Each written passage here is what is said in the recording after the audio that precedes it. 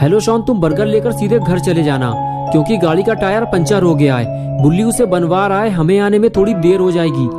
लेकिन burger freeze में मत रखना वरना सब ठंडे हो जाएंगे। तुम्हें अपना खाना हो तो खा लेना, मेरा और बुल्ली का छोड़ देना। शॉन बोला हाँ ठीक है गुल्ली, मैं बर्गर लेकर घर जा रहा हूँ, लेकिन ज्यादा देर मत करना वरना एक भी बर्गर बचेगा नहीं। तुम्हें पता है ना कि शॉन कितना बड़ा चटोरा है। बर्गर मेरे सामने रहेंगे तो मैं अपने आप को ज्यादा देर तक रोक नहीं पाऊंगा, समझ गया ना तुम। गुल्ली शॉन से बात कर ही रहा था कि तभी बुल्ली आ गया और कहने लगा चलो गुल्ली काम हो गया है। शॉन का फोन है क्या? गुल्ली बोला हाँ बर्गर मिल गए हैं उसे, वो घर लेकर जा रहा है। बुल्ली ने कहा गुल्ली तुम उससे कह दो स्कूटर चलाते हुए बात मत करो, एक्सीडेंट बहुत होते हैं इससे, और मौसम भी कुछ ठीक नहीं लग रहा है, जितने जल्दी हो सके घर चले जाओ। बुल्ली ने जो कुछ भी गुल्ली से कहा गुल्ली ने शॉन से बता दिया।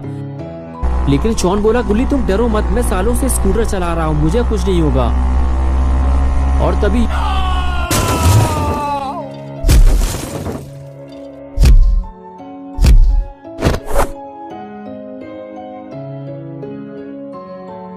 हेलो हेलो, ये क्या हुआ? शॉन का फोन अचानक से स्विच ऑफ हो गया, बैटरी चली गई होगी उसकी। चलो गुल्ली शॉन के आने से पहले हमें घर पहुंचना होगा वरना हमारे बर्गर खतरे में पड़ जाएंगे। और फिर गुल्ली और बुल्ली दोनों अपनी गाड़ी की तरफ जाने लगे। गुल्ली बोला मुझे लगता है बुल्ली कहीं शॉन ने अपना फोन तो नहीं गिरा दिया। बुल्ली ने कहा हाँ हो सकता है गुल्ली, गाड़ी चलाते हुए बात करोगे तो ये तो होगा ही, मैंने मना तो किया था उससे। और इस तरह बातें करते हुए गुल्ली बुल्ली अपनी जीप लेकर वहां से चले गए। और इधर घंटों तक शॉन वहीं बेहोश पड़ा रहा और रात हो गई। और कुछ देर बाद जब बारिश की ठंडी बूंदें शॉन पर गिरी तब शॉन को होश आया और उसने चारों तरफ देखना शुरू किया कि वो तेज बारिश में कहाँ फंस गया है। तब शॉन को याद आया कि उसका एक्सीडेंट हुआ था, लेकिन वो तो दिन में हुआ था और अब रात हो चुकी है। इसका मतलब ये है कि मुझे यहाँ पड़े हुए कई घंटे हो चुके हैं। शॉन उठकर खड़ा हुआ तो उसे पता चला कि उसके पैर में तेज दर्द हो रहा है, उसे पैर में चोट लगी है, उसे किसी को मदद के लिए बुलाना होगा। लेकिन यहाँ आसपास तो कोई नहीं है। अगर शॉन को गुल्ली और बुल्ली की मदद चाहिए तो उसे अपना फोन ढूंढना होगा। और शॉन अपना फोन ढूंढने निकल पड़ा। अरे बाप रे, यहाँ तो इतनी बड़ी बड़ी झाड़ियाँ उगी हुई हैं, यहाँ मुझे फोन मिलेगा कैसे? चारों तरफ तो जंगल है, पता नहीं मेरा फोन हाथ से छूटकर कहाँ चला गया। काश मैंने गुल्ली की बात मान ली होती तो ऐसा नहीं होता। लगता है आज की रात मुझे इस जंगल में गुजारनी होगी, वो भी अकेले।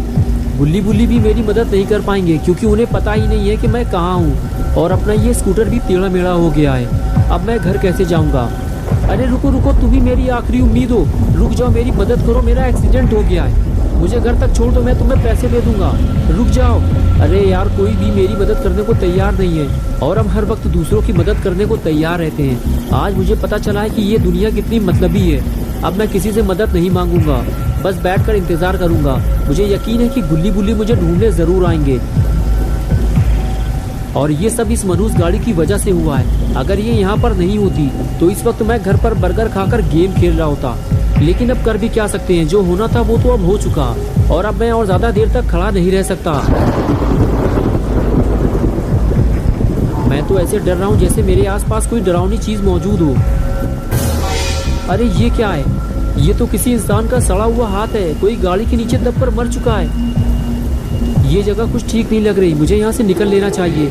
लगता है यहाँ पर इससे पहले भी भयानक एक्सीडेंट हो चुके हैं। अच्छा हुआ मेरी जान बच गई। अब मैं गाड़ी चलाते हुए कभी फोन पर बात नहीं करूँगा। लेकिन अब बारिश की वजह से मुझे ठंड लगने लगी है और अब मैं और नहीं चल सकता। मेरा दर्द भी बढ़ता जा रहा है, मुझे आराम की ज़रूरत है, लेकिन इस बारिश की वजह से मैं कहीं सुकून से बैठ भी नहीं सकता। मुझे सर छुपाने के लिए कोई जगह चाहिए, वो भी जल्दी, वरना पता नहीं मेरे साथ क्या होगा। वो सामने क्या है? इतना बड़ा घर, लगता है कोई हवेली है। अगर यहाँ कोई रहता होगा तो वो ज़रूर मेरी बात गुल्ली बुल्ली से करवा देगा। यहाँ खड़े रहकर टाइम खराब करने का कोई फ़ायदा नहीं है, मुझे नीचे जाकर देखना होगा। अगर यहाँ भी किसी ने मेरी मदद नहीं की तो शायद आज की रात मेरी आखिरी रात होगी। और जब गुल्ली बुल्ली मुझे ढूंढते हुए यहाँ तक आएंगे तो उन्हें सिर्फ मेरी लाश मिलेगी और कुछ नहीं। ये जगह कितनी अजीब लग रही है, लगता है यहाँ कोई रहता ही नहीं है। चारों तरफ बड़ी बड़ी झाड़ियाँ और कूड़ा कबाड़ फैला हुआ है। देखकर तो ऐसा ही लग रहा है कि ये जगह सालों से वीरान पड़ी हुई है। ये आवाज़ कैसी थी? अरे ये तो बिल्ली है, इसने मुझे डरा दिया। ए काली बिल्ली आओ, मेरे पास आओ। तुम्हें पता है ना कि शॉन जानवरों से कितना प्यार करता है। अरे तुम तो डर कर भाग गई, मैं तुम्हें कोई नुकसान नहीं पहुंचाऊंगा। इस वक्त मेरे पास कोई खाना नहीं है, वरना मैं तुम्हें दे देता।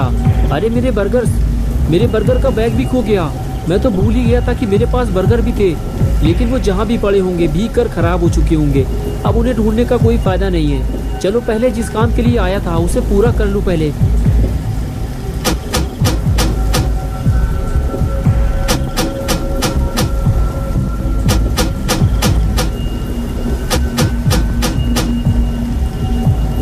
लगता है मैं गलत जगह आ गया हूँ। आज मुझे पता चला है कि छोटी सी लापरवाही से कितना बड़ा नुकसान हो सकता है। अब मैं रोने के अलावा कर भी क्या सकता हूँ। अरे ये क्या हुआ, गेट खुल गया।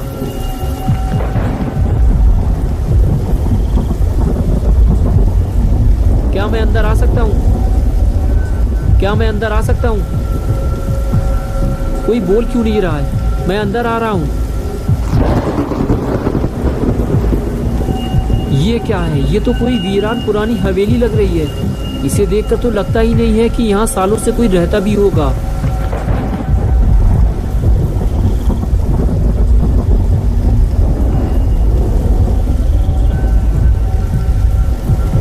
अगर यहाँ कोई रहता ही नहीं है तो फिर आखिर ये गेट किसने खोला?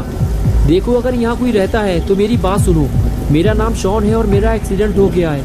मुझे मदद चाहिए। मुझे डराओ मत, बारिश बंद होते ही मैं यहाँ से चला जाऊँगा।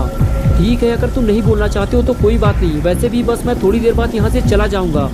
मुझे लगा था कि यहाँ कोई मेरी मदद करेगा, लेकिन कोई भी मेरी मदद करने को तैयार नहीं है। कितनी डरावनी जगह है ये। बस कोई भूत न मिल जाए मुझे, वरना मेरी हालत खराब हो जाएगी। इसलिए मैंने गेट खुला छोड़ दिया है। अगर कोई भूत मिल गया मुझे तो मैं फौरन यहाँ से भाग जाऊँगा। लेकिन लगता है मैं कुछ ज़्यादा ही डर रहा हूँ। मुझे अपने डर पर काबू रखना होगा, क्योंकि मेरे पास इस हवेली में रुकने के अलावा और कोई रास्ता भी नहीं है। जो भी हो, लेकिन मुझे बारिश से बचने की जगह तो मिल गई। क्या बात है, लगता है किसी ने पहले से ही मेरे लिए बैठने और आग जलाने का पूरा इंतजाम कर रखा है। छोटा लाइटर तो मेरे पास पहले से ही है। चलो सबसे पहले मैं आग जला लेता हूँ। और ये लो, जल गई मेरी आग। बस अब गरम गरम चाय का इंतजाम भी हो जाए तो मज़ा आ जाता। लेकिन कोई बात नहीं, बारिश से बचने का इंतजाम तो हो गया।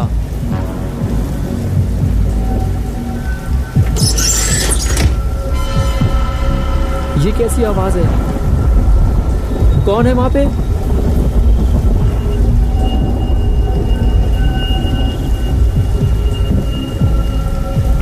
तुम जो भी हो, मैं तुमसे डरने वाला नहीं हूँ, समझ गए तुम? शॉन ऊपर से दिखाना नहीं चाहता, लेकिन अंदर से वो बेहद डरा हुआ है।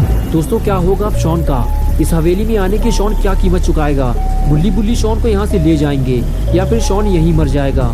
ये सब हम देखेंगे पार्ट 2 में। तो दोस्तों, अगर आप पार्ट 2 देखना चाहते हैं तो इस वीडियो को लाइक करें और चैनल को सब्सक्राइब करें। बेल आइकॉन प्रेस करके ऑल नोटिफिकेशन ऑन करना ना भूलें।